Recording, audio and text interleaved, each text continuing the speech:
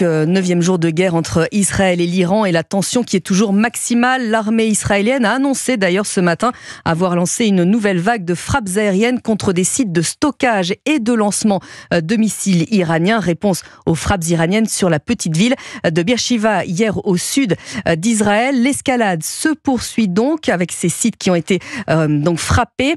Un immeuble par ailleurs s'est effondré à Jérusalem sans victime à cette heure et nous retrouvons tout de suite en direct de Tel Aviv, Wilfried de Villers, envoyé spécial d'Europe 1. Bonjour Wilfried.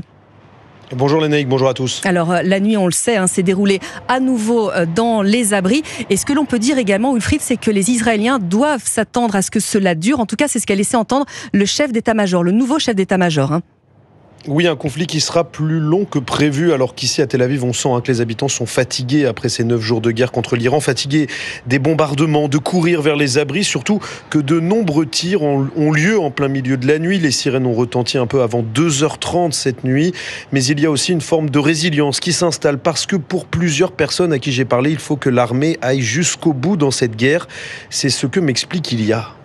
Les bombardements quotidiens sont un vrai problème. Des gens meurent ici. Mais je pense qu'Israël doit aller jusqu'au bout. Pour nous, c'est une guerre de survie. Parce que le régime iranien dit que dès qu'ils auront l'arme nucléaire, ils détruiront Israël. Une guerre de survie, c'est aussi comme cela que l'armée israélienne, que les autorités justifient ce conflit. L'armée qui poursuit ses frappes en Iran, vous en parliez Lénaïque, notamment contre les infrastructures nucléaires. C'est dans ce contexte que le chef de la diplomatie israélienne, Gideon Sa'ar, a affirmé ce matin qu'Israël a retardé d'au moins 2 ou 3 ans la possibilité pour l'Iran de disposer de la bombe atomique. Alors Wilfried, vous l'avez souligné, les Israéliens sont résilients, mais alors comment est-ce qu'ils s'adaptent quand même au quotidien ?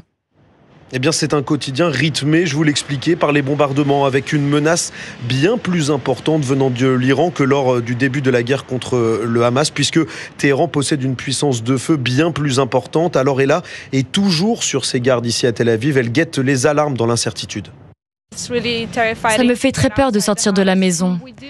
Alors on travaille à distance de chez nous. Et j'essaye toujours d'être proche d'un abri. Et c'est tout. On est devenus habitués à la guerre, à vivre pendant un conflit.